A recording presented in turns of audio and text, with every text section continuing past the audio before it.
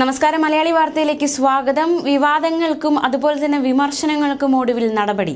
മുഖ്യമന്ത്രിയുടെ ഗൺമാന് നോട്ടീസ്. ഗൺമാനെ ചോദ്യം ചെയ്യാൻ നടപടി സ്വീകരിച്ചിരിക്കുകയാണ്. യൂത്ത് കോൺഗ്രസ് പ്രവർത്തകരെ വളഞ്ഞിട്ട് തല്ലിയ കേസിലാണ് ഇപ്പോൾ നടപടി സ്വീകരിച്ചിരിക്കുന്നത്. പ്രതിഷേധക്കാരെ ഗൺമാൻ നേരിട്ടത് ആലപ്പുഴയിലെ നവകേരള സദസ്സിനിടെയായിരുന്നു. ആ സംഭവങ്ങൾ വലിയ രീതിയിൽ വിവാദമായതാണ്. തിങ്കളാഴ്ച ഹാജരാകാനാണ് ഇപ്പോൾ നോട്ടീസിലൂടെ ആവശ്യപ്പെട്ടിരിക്കുന്നത്. ഗൺമാൻ അനിൽകുമാറിനും സുരക്ഷാ സേനയിലെ എസ് സന്ദീപിനുമാണ് ഇപ്പോൾ നോട്ടീസ് അയച്ചിരിക്കുന്നത്. കേസെടുത്ത് ഒരു മാസമായിട്ടും പോലീസ് നടപടി സ്വീകരിച്ചിരുന്നില്ല. എന്തായാലും ഇപ്പോൾ നടപടിയിലേക്ക് കടക്കുകയാണ്. അതിന് മുന്നോടിയായിട്ടാണ് ഇപ്പോൾ നോട്ടീസ് അയച്ചിരിക്കുന്നത്. കോടതി നിർദ്ദേശപ്രകാരമാണ് ഗൺമാനെതിരെ കേസെടുത്തത്. കേസെടുത്തിട്ട് ഒരു മാസമായിട്ടും വലിയ രീതിയിലുള്ള അനക്കമൊന്നും പോലീസ് നടത്തിയിരുന്നില്ല. എന്തായാലും ഇപ്പോൾ ആ ഒരു വിഷയത്തിൽ നടപടികളിലേക്ക് കടന്നിരിക്കുകയാണ്. നോട്ടീസ് അയക്കുന്ന തലത്തിലേക്ക് കാര്യങ്ങൾ എത്തിയിരിക്കുകയാണ്. തിങ്കളാഴ്ച ഹാജരാകാനാണ് ഗൺമാന് നോട്ടീസ് അയച്ചിരിക്കുന്നത്. എന്തായാലും വലിയ രീതിയിലുള്ള ഒരു നീക്കങ്ങൾ അല്ലെങ്കിൽ നടപടികളിലേക്ക് ഇപ്പോൾ കടന്നിരിക്കുന്നു എന്നത് ഏറ്റവും പ്രധാനപ്പെട്ട വിവരം തന്നെയാണ്. നവകേരള യാത്രയ്ക്കിടെയായിരുന്നു യൂത്ത് കോൺഗ്രസ് പ്രവർത്തകരെ മുഖ്യമന്ത്രിയുടെ ഗൺമാൻ മർദ്ദിച്ചത്. ഇതിനെതിരെ കേസെടുക്കാൻ ആലപ്പുഴ മജിസ്ട്രേറ്റ് കോടതി നേരത്തെ ഉത്തരവിട്ടിരുന്നു. ഗൺമാൻ അനിൽ, സുരക്ഷാ ഉദ്യോഗസ്ഥൻ സന്ദീപ്, കണ്ടാൽ അറിയുന്ന 3 സുരക്ഷാ ഉദ്യോഗസ്ഥർ എന്നിവർക്കെതിരെ കേസെടുക്കാനായിരുന്നു കോടതി നിർദ്ദേശം നൽകിയത്. ആലപ്പുഴ സൗത്ത് പോലീസിനായിരുന്നു കോടതിയുടെ നിർദ്ദേശം. പോലീസ് കസ്റ്റഡിയിലിരിക്കെയാണ് ഗൺമാൻ യൂത്ത് കോൺഗ്രസുകാരെ മർദ്ദിച്ചത്.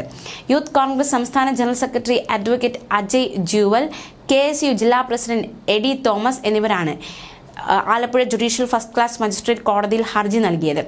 മുഖ്യമന്ത്രിയുടെ gunman Anil, security officer Sandeep എന്നിവർക്കെതിരെ IPC 294B, 326, 324 പ്രകാരം കേസെടുക്കണമെന്നായിരുന്നു ഹർജി. 16-ാം തീയതി ആലപ്പുഴ നിന്ന് മുഖ്യമന്ത്രിയും മന്ത്രിമാരും ബസ്സിൽ അമ്പലപ്പുഴ മണ്ഡലത്തിലെ നവകേരള സദസ്സിന് പോകുമ്പോഴായിരുന്നു ജനറൽ ആശുപത്രി ജംഗ്ഷനിൽ മുദ്രാവാക്യം മുഴക്കിയ ഇരുവരെയും അവിടെ ഡ്യൂട്ടിയിലുണ്ടായിരുന്ന പോലീസുകാർ കസ്റ്റഡിയിലെടുത്ത് റോഡരികിലേക്ക് മാറ്റിയതിന് പിന്നാലെ മുഖ്യമന്ത്രിയുടെ അകമ്പടി വാഹനത്തിൽ നിന്ന് ഗൺമാനും സെക്യൂരിറ്റി ഓഫീസറും ലാത്തിയുമായി ചാടി ഇറങ്ങി മർദ്ദിച്ചത്. തോമസിന്റെ തല പൊട്ടി, അജയ് ജൂവലിന്റെ കൈ ഒടിഞ്ഞു. സൗത്ത് പോലീസിൽ ഇരുവരും പരാതി നൽകിയെങ്കിലും കേസെടുത്തിരുന്നില്ല.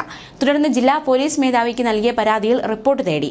അപ്പോൾ ഒഴിവാക്കാനാകാത്ത സാഹചര്യത്തിലായിരുന്നു ലാത്തിയടി എന്നായിരുന്നു സൗത്ത് പോലീസ് മറുപടി നൽകിയത്. നവകേരള സദസ്സിനെത്തിയ മുഖ്യമന്ത്രിയെ കരിങ്കൊടി കാണിച്ചതിന് മുഖ്യമന്ത്രിയുടെ സുരക്ഷാ ഉദ്യോഗസ്ഥരിൽ നിന്ന് മർദ്ദനമേറ്റ യൂത്ത് കോൺഗ്രസ് KSU നേതാക്കളുടെ മൊഴി പോലീസ് രേഖപ്പെടുത്തിയിരുന്നു. സംഭവം നടന്ന ആലപ്പുഴ ജനറൽ ആശുപത്രി ജംഗ്ഷനിൽ പരാതിക്കാരെ എത്തിച്ച് പോലീസ് മഹസർ രേഖപ്പെടുത്തിയിരുന്നു. സാധാരണ പോലീസ് ലാത്തിയേക്കാൾ നീളമുള്ള വടി ഉപയോഗിച്ച് തലയ്ക്ക് നേരെയാണ് അടിച്ചതെന്ന് അജയും തോമസും മൊഴി നൽകിയിരുന്നു.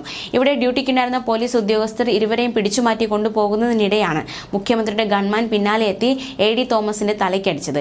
പിന്നാലെ മുഖ്യമന്ത്രിയുടെ 3 സുരക്ഷാ ഉദ്യോഗസ്ഥരെത്തി ലാത്തി കൊണ്ട് 2 പേരെ മർദ്ദിക്കുകയായിരുന്നു. എന്നാലും ഈ ഒരു വിഷയത്തിൽ വളരെ വിവാദമായ വിഷയം തന്നെയായിരുന്നു. മുഖ്യമന്ത്രിയുടെ ഗൺമാൻ ഇത്തരത്തിൽ യൂത്ത് കോൺഗ്രസ് പ്രവർത്തകരെ ആക്രമിച്ചത് വലിയ രീതിയിലുള്ള രാഷ്ട്രീയ വിവാദങ്ങൾക്ക് വഴിവെച്ചതാണ്. എന്തായാലും ആ ഒരു വിഷയത്തിൽ ഇപ്പോൾ നടപടികളിലേക്ക് കടന്നിരിക്കുകയാണ്. ഗൺമാന് നോട്ടീസ് അയച്ചിരിക്കുന്നു. തിങ്കളാഴ്ച ഹാജരാകാനാണ് നോട്ടീസ്. എന്തായാലും ഈ ഒരു വിഷയത്തിൽ ഇപ്പോൾ നിർണായകമായ ഒരു നീക്കം തന്നെയാണ് നടന്നുകൊണ്ടിരിക്കുന്നത്. ന്യൂസ് ഡെസ്ക് മലയാളി വാർത്ത.